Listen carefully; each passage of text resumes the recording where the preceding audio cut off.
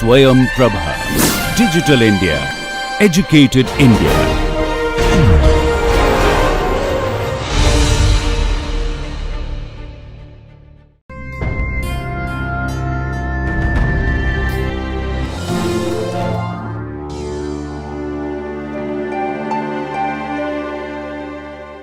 Hello everyone, welcome back.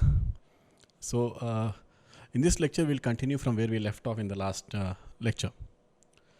So we introduced the concept of spatial frequencies and how a certain medium may or may not allow them to propagate. And it turns out that this is a more the idea of spatial frequencies is a more fundamental way of looking at a diffraction limit. So you might be familiar with the diffraction limit, which was introduced by Abbe back in 1873.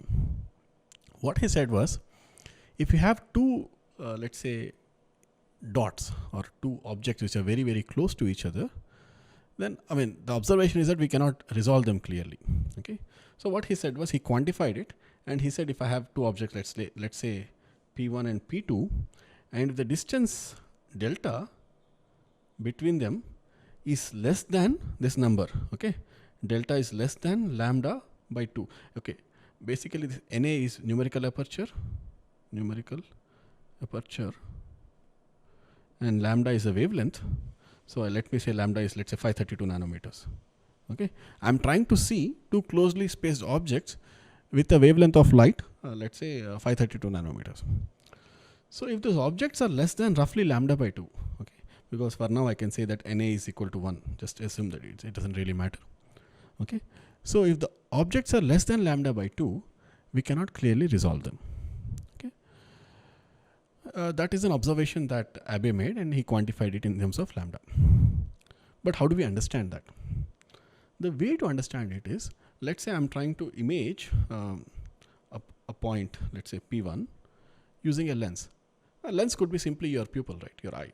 It images on the retina.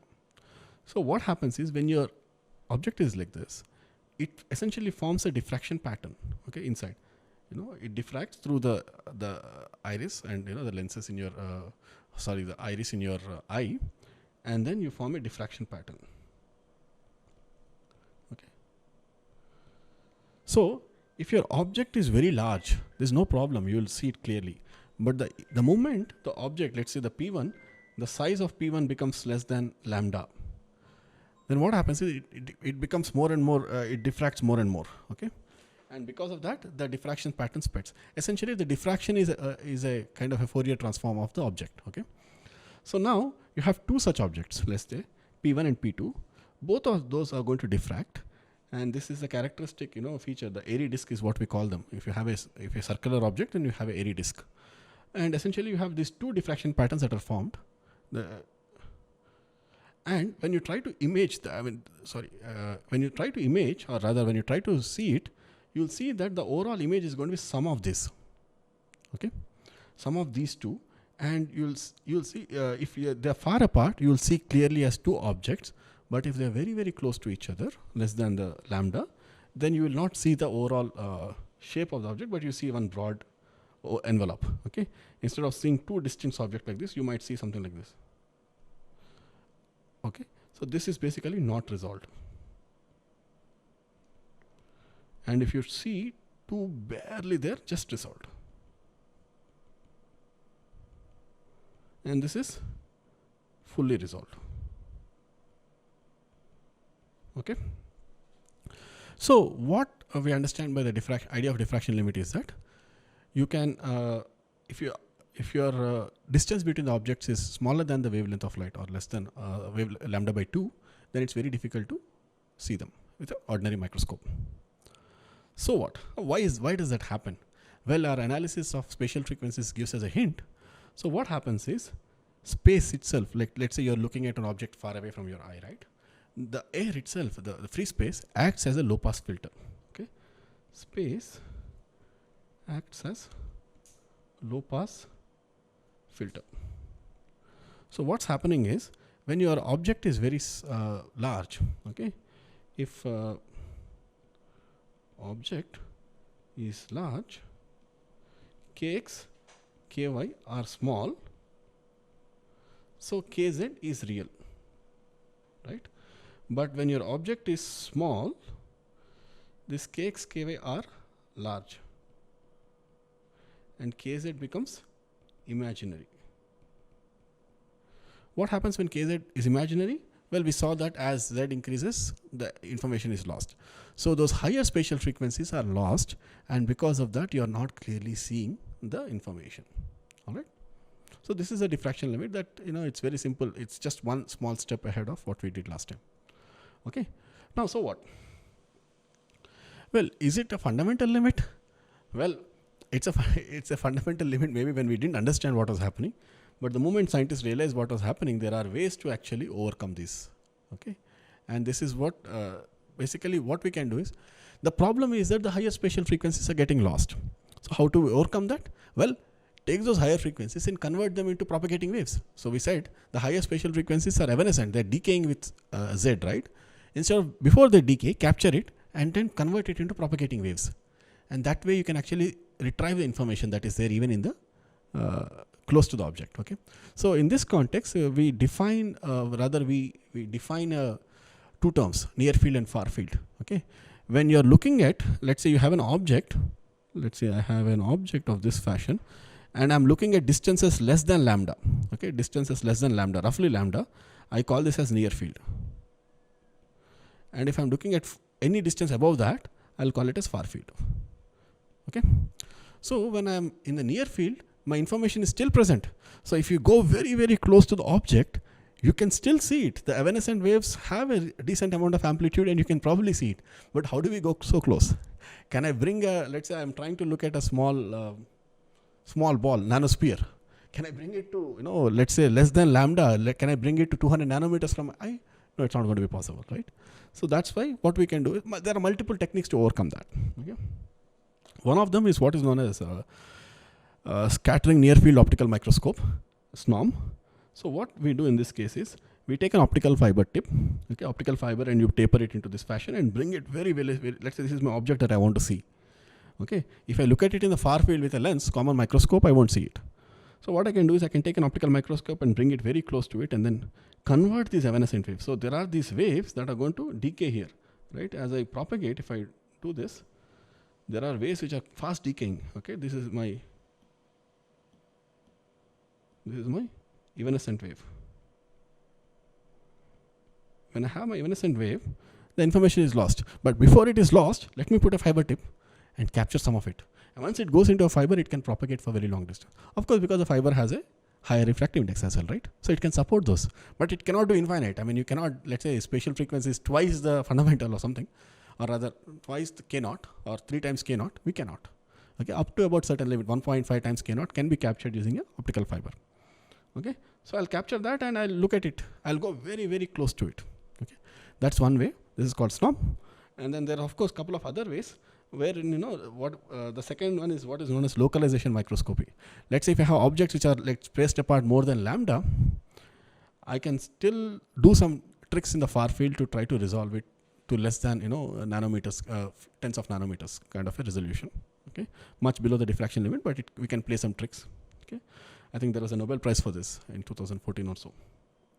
And the third alternative is to actually convert this near field into far field. So by using, let's say I can use, we'll talk about this in the third week, wherein I'll use, let's say, some plasmonic structures, which are very, very, plasmonic antennas, which effectively take this information, which is localized in this small area, and then it can be propagated into far field. Okay, so there are multiple ways of doing these things. And so, as I said, if you understand the phenomena deeply, you can invent ways to circumvent that. Okay, and a lot of interesting work is going on in this direction. You might say, okay, all this is theoretical, so what? Okay, it's beautiful, but so what?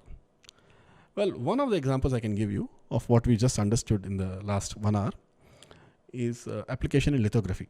Okay, if you look at all the CMOS devices right now, one of the critical steps in those in the fabrication of those devices is what is known as lithography. Okay, it comes from a Greek word and so on. What happens is, let's say you want to print an object. Okay, so on the left I see an image of what are known as FinFETs, fabricated by Intel using what is known as 22 nanometer technology.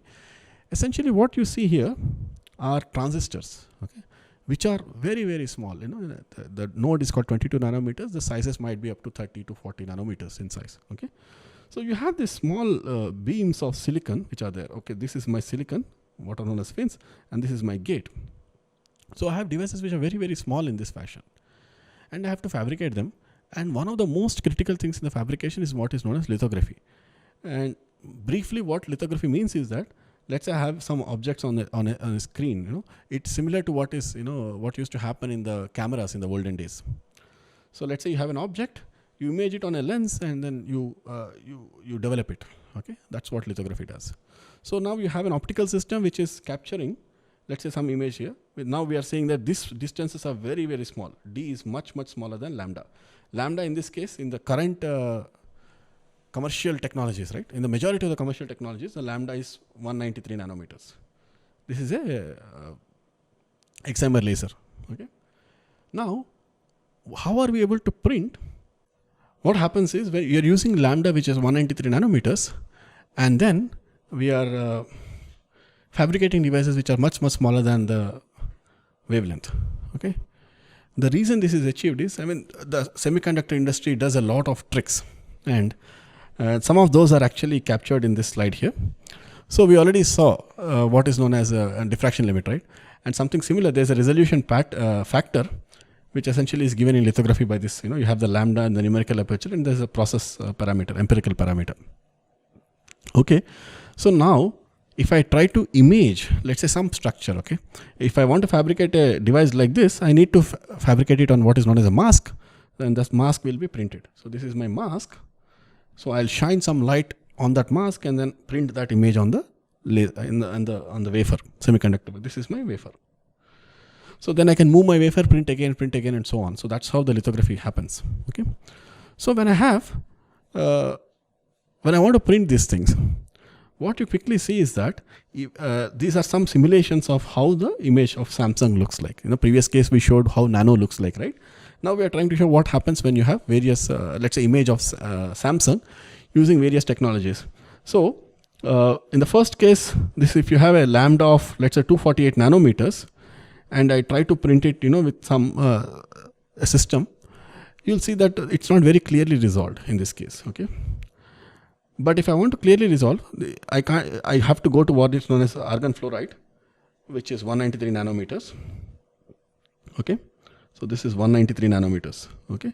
So yeah, you see the wavelength. If I try to image it with 248 nanometers, I don't see it clearly. But of course, I should go to smaller wavelength. So I go to 193 nanometers, and I can do some tricks, and I can improve the resolution, Samsung. Okay. But the way to improve it even further is by what is known as immersion lithography. Okay, in this case, this is immersion. What we do is just the question that was asked, right? Lithography. If we change the index surrounding the wafer, I can actually capture higher spatial frequencies, right? So instead of using air, if I use water has a refractive index of 1.33. And so I can get a better image. Okay. So if you compare this, let's not worry about the NA improvements. NA improvements are done by modifying the system. But if you go from argon fluoride, which is 193, and same argon fluoride, but now immersion, you see the big difference, how the image is better. Okay. So the idea is simple, but how semiconductor industry managed to do this is an interesting story in itself, right? And so people have been improving these structures, but fundamentally there is a limit. Okay, and you might ask, okay, why don't we reduce the lambda further smaller than that? Why don't you use, let's say, 157? Okay, it turned out that even 157 they have tried in the semiconductor industry, but the source is not very stable, and it never really took off, because it also is important that these lithography machines have to run 24/7. So it turned out that the reliability of that is not very high. So industry even now is stuck. Majority of the production happens with 193 nanometers, and they are doing amazing amount of resolution enhancement to actually get to a place where we can look at small features. All right. But now with the advent of, let's say, 10 nanometer technology and so on, right now where the current microprocessor production is 10 and 7 nanometers, it is becoming impossible to actually just do with 193 nanometers. So to circumvent that, the industry invented what is known as extreme UV lithography, wherein these are all excimer lasers. There's a certain limitation to how much they can improve beyond that. So what they do is this extreme UV wavelength of 13.5 nanometers. Once you have a wavelength which is very, very small like this, you can in principle get much better resolution. So you see the same thing here. If I use extreme UV lithography, I'm able to get very, very clear image. So this is a simulation done just to show you the impact of various parameters. All right. And we see that understanding diffraction limit and understanding how waves propagate has actually technological implications. We don't see it on a day-to-day basis, but definitely the improvements are undeniable. All right.